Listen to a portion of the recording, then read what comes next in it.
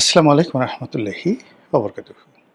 সম্মানিত দর্শক, ২০২৬ সনের ডিসেম্বর মাসের মধ্যে শেখ হাসিনা বাংলাদেশে ফিরবেন, এরকম একটি লিখিত সাক্ষাৎকার তিনি আন্তর্জাতিক গণমাধ্যম রয়টার্সকে দিয়েছেন।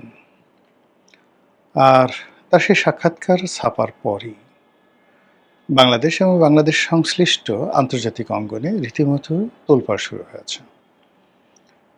তার পক্ষের এবং বিপক্ষের যারা লোকজন রয়েছেন নানা রকম কথাবার্তা বলছেন। বিশেষ করে পক্ষের লোক যারা আছেন তাদের মধ্যে এক ধরনের উন্নাসিকতা, এক ধরনের আত্ম-অহমিকা, এক ধরনের প্রতিশোধ গ্রহণের যে ইচ্ছা বা প্রতিহিংসা গ্রহণ করার যে ইচ্ছা, যেটাকে আমরা জিঘাংসা বলি। প্রতিহিংসা চরিতার্থ করার ইচ্ছা, জিঘাংসা। এটা আবার নতুন করে দানা বেঁধেছে। এবং শেখ হাসিনা বিভিন্ন সময় তার নেতাকর্মীদেরকে বলেছিলেন যে তোমরা তালিকা করো। যদিও সবাই বলার চেষ্টা করছেন যে এটা রাজনৈতিক একটা কৌশল, তারপর নেতাকর্মীদের থেকে চাঙ্গা রাখার একটা কৌশল। যেখানে তিনি নিজে বিদেশে পালিয়ে চলে গেছেন, সেখানে বাংলাদেশে যারা পালিয়ে আছেন তারা পালিয়ে থেকে তালিকা করবেন, এর চেয়ে হাস্যকর কোনো বিষয় নয়। এ ধরনের সমালোচনা হয়েছে বটে, কিন্তু সবাই জানে যে প্রতিশোধ গ্রহণ করার ক্ষমতা শেখ হাসিনার কি পরিমাণ আছে। ফলে কি হলো যে তার ১৭ বছরের শাসন, তার আগে ৫ বছরের শাসন ৯৬ থেকে ২০০১, তার আগে বিরোধী দলীয় নেত্রী হিসেবে তার যতটুকু ক্ষমতা ছিল সেই ক্ষমতা দেখিয়ে তিনি ছাত্রলীগকে ব্যবহার করে, যুবলীগকে ব্যবহার করে যেভাবে রাজপথে সন্ত্রাসের রাজত্ব কায়েম করতেন, সেই সন্ত্রাসের রাজত্বের কাছে এরশাদ শাহী থেকে শুরু করে প্রথম জমানায় সেই বেগম জিয়ার যে শাসনামল ৯১ থেকে ৯৬, তারা কিন্তু সবাই শেখ হাসিনাকে ওইভাবে ভয় করতেন যে তিনি সব কিছু করতে পারেন। সেই বাসে গান পাউডার দিয়ে মানুষ মারা, ককটেল বিস্ফোরণ করানো, বিশ্ববিদ্যালয় অশান্ত করা, ছাত্রলীগের বাহিনী লেলিয়ে দিয়ে প্রতিপক্ষকে ঠ্যাং ভেঙে চুরমার করে দেওয়া ইত্যাদি নানা রকম কর্মকাণ্ড তিনি করতে পারেন এবং তিনি করেছেন। এটা তার প্রতিপক্ষরা মনে করে। তো সেই কারণে তার ফিরে আসার যে খবর, সেই খবরে ভয় এবং আতঙ্ক, তারপর তুষ্য এবং তাচ্ছিল্য সবগুলো একত্রে মিশে একটা বিকৃত অবস্থা হয়ে গেছে। মানুষ হাসতে গিয়ে অনেক সময় দেখবেন না যে ছোট বাচ্চা ছেলেরা মানে অনেক সময় হাসতে গিয়ে কেঁদে ফেলে, আবার কাঁদতে গিয়ে হেসে ফেলে। আমরা এদেরকে ছোটকালে বলতাম মানে হাসি কান্না বলার মা, পয়সা কটা দিলা না, এরকম তাদেরকে ঠাট্টা করতাম। হাসতে হাসতে কেঁদে ফেলতো, কাঁদতে কাঁদতে হেসে ফেলতো। এখন শেখ হাসিনার আসার খবরে বিরাট একটা শ্রেণী হাসতে হাসতে কেঁদে ফেলছেন, কাঁদতে কাঁদতে হেসে ফেলছেন। অনেকে হয়তো জোরে জোরে যাত্রা পালার মতো হাসছেন, মুহা কিভাবে আসবে, সম্ভব নাকি বলে, ওরে মা গো, ওরে বাবা গো, আমার কি হবে গো, আবার আমাকে জেলে নেবে গো, এই কথা বলে ফেলছেন। সে কি আমাদেরকে ছাড়বে গো, সেই কাজ করতে পারে গো, এরকম নানা রকম প্রতিক্রিয়া তৈরি হচ্ছে। তো সেই দিক থেকে মানে এই যে শেখ হাসিনা আসতে চাচ্ছেন, এই বয়সে সে হুমকি দিচ্ছেন, এটা কি আসলে সম্ভব কিনা? ৮০ বছর বয়সে এবং বর্তমান প্রেক্ষাপটে এটা মধ্যযুগ নয়, এটা সম্ভব কিনা? পক্ষে বিপক্ষে দুইভাবেই কথা বলতে পারেন। আপনি দেখেন যে পৃথিবীতে কতগুলো শাসক আছেন, যোদ্ধা আছেন, যারা যুদ্ধক্ষেত্রে যথেষ্ট নিষ্ঠুরতা পরিচয় দিতেন, ইচ্ছা করে দিতেন। বিশেষ করে Timur Lang, Genghis Khan, Hulagu Khan. এই বংশের আরেকজন ছিলেন বাতু খান, যিনি ইউরোপ আক্রমণ করেছিলেন, বাতু খান। মানে তার ভয়ে ইউরোপ তছনছ হয়ে গিয়েছিল। তারপর আরও অনেকে আছেন, রাশিয়াতে আছেন, বেশ কয়েকজন ছিলেন। তো আইভান দ্য টেরিবল, খুবই কুখ্যাত একজন শাসক ছিলেন আইভান দ্য টেরিবল। তারপর মধ্যপ্রাচ্যের সেই আয়ামে জাহিলিয়াত যুগের বহু সংখ্যক শাসকের নাম বলতে পারবো, যারা শুধুমাত্র যুদ্ধের ময়দানে যাওয়ার আগে যে সন্ত্রাস করতেন, সেই সন্ত্রাসে তাদের 90% বিজয় হয়ে যেত। এবং যখন তারা কোনো একটা বিজয় করতেন বা শহর জয় করতেন, সেখানে মানুষের মাথা কেটে তারা পিরামিড তৈরি করতেন, এবং সেই পিরামিড বহুদিন পর্যন্ত গন্ধ ছড়াতো সেখানে। মানুষ পাগল হয়ে যেত, কুকুরগুলো পর্যন্ত সেখান থেকে দুর্গন্ধে চলে যেত। এর ফলে ওই সমস্ত শাসকের নাম শুনলে মানুষ থর থর করে কেঁপে উঠত, থর থর করে কেঁপে উঠত। তো সেই কারণে কি হচ্ছে, কিছু শাসক যারা ভালোবাসা দিয়ে, প্রেম দিয়ে, নীতি নৈতিকতা দিয়ে শাসন করেন, আবার কিছু শাসক আছেন যারা নিষ্ঠুরতা দিয়ে, নির্মমতা দিয়ে, কঠোরতা দিয়ে শাসন করেন। তো শেখ হাসিনার ক্ষেত্রে আসলে নির্মমতা, কঠোরতা এটা আগে চলে আসছে। তার নরম দিক থাকতে পারে, যারা পেয়েছেন তারা, কিন্তু আমরা যারা বাইরে দেখেছি তাকে, তারা সবসময় তার এই গরম দিকগুলো দেখেছি। এবং তার সম্পর্কে যে ধরনের কথাবার্তা মানে প্রচারিত হয়েছে, সত্য মিথ্যা আমরা বলতে পারবো না, কিন্তু এগুলো প্রচারিত হয়েছে, তার প্রতিপক্ষরা বলেছে। তো যখন প্রতিপক্ষরা বলেছে শেখ হাসিনা যখন ক্ষমতায় ছিলেন, তখন তাকে ছোট করার জন্য। এখন ওই ধরনের কথা যেহেতু আগে বলা হয়ে গেছে, সেগুলো এখন রীতিমতো ভীতি ছড়াচ্ছে।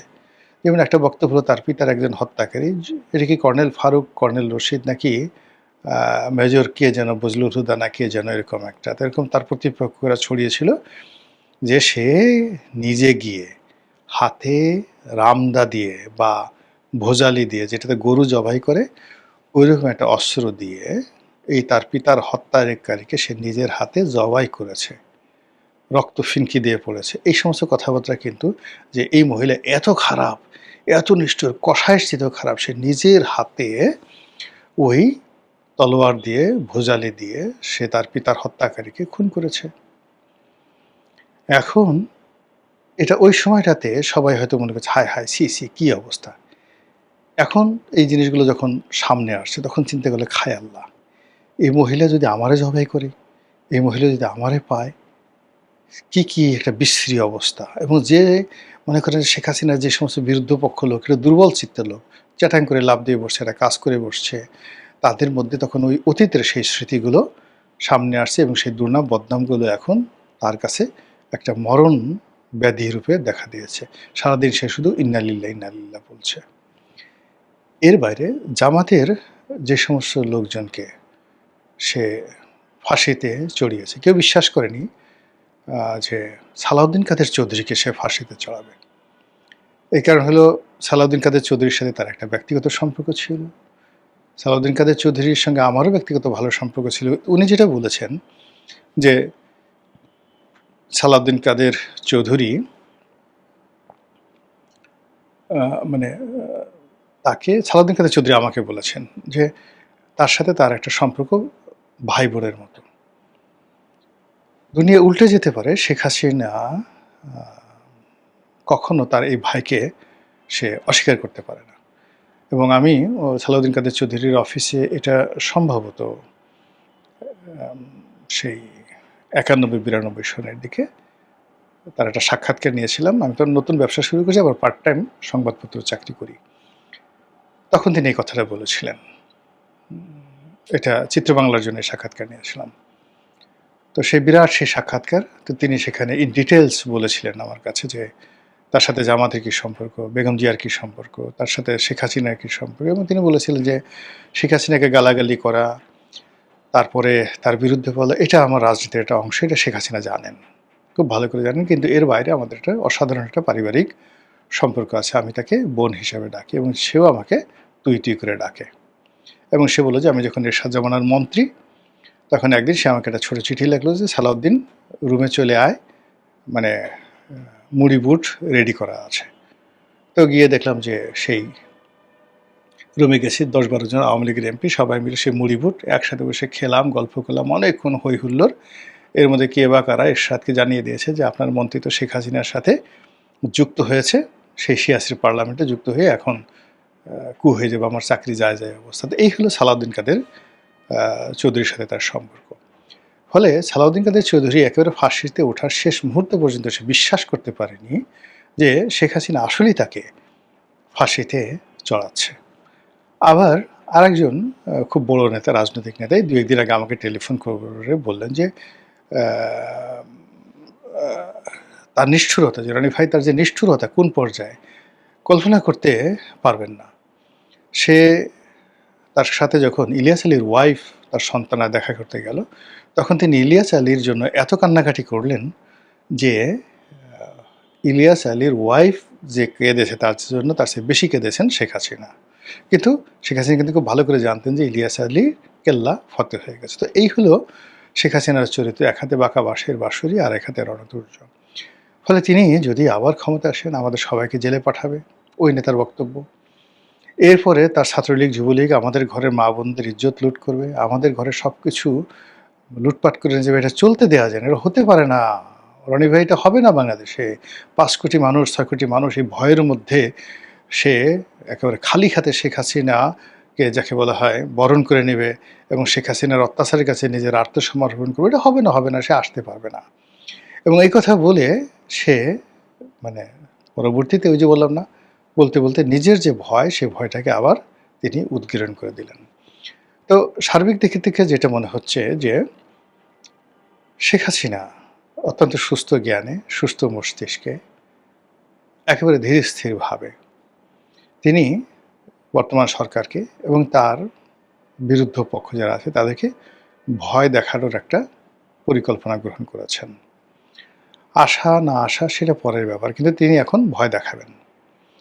যতক্ষণ পর্যন্ত আন্তর্জাতিক মিডিয়া তাকে মাথায় করে না আসবে, যতক্ষণ পর্যন্ত ভারতীয় কর্তৃপক্ষ তাকে পরিত্যাগ করবে না এবং যতক্ষণ পর্যন্ত তিনি বার্ধক্যের করাল গ্রাসে তিনি ছিন্ন বিচ্ছিন্ন ক্ষতবিক্ষত হবেন না, ততক্ষণ পর্যন্ত তিনি এভাবেই ভয় দেখাতে থাকবেন।